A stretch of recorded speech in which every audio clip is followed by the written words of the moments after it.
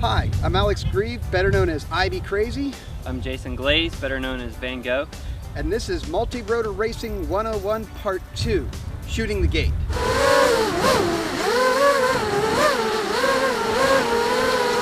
Of course, no multi-rotor course would be complete without a couple of gates to shoot.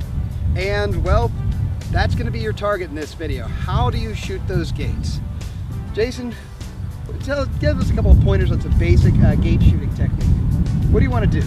A couple of things that I would do is, and keep it in the center of your camera, because where your camera's, where you're looking is where you're going to go. And if you are sideways, just go ahead and go through that gate. Don't try to straighten out before you hit it. Just hit it sideways.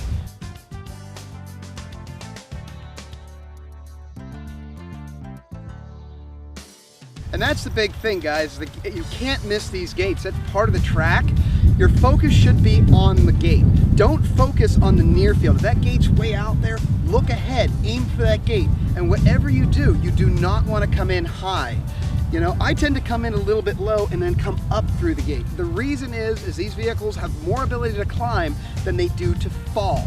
When they fall, they're out of control. Your PIDs are working overtime, but when you're in a climb and on power, you have more trouble. They tend to be a little bit more stable. Yeah, they're a lot more stable on power, and more people hit the top of the gates than hit the ground underneath them. In fact, hitting the ground underneath them is pretty uncommon.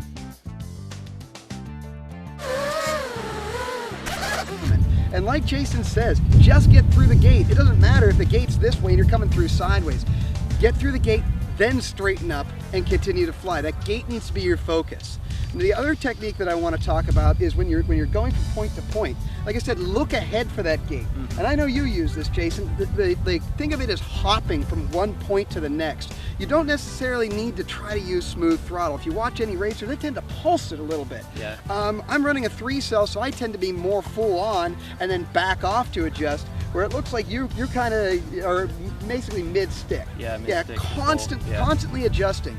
The thing is, don't be, especially if your vehicle has a lot of power, don't be afraid of the ground. I mean, if you get close to the ground, just blip it hard and come back. And of course, the farther you are over, the more throttle you're going to have to give it for it to maintain altitude. So when you're in that turn and you're hitting it like this, you really got to punch it hard.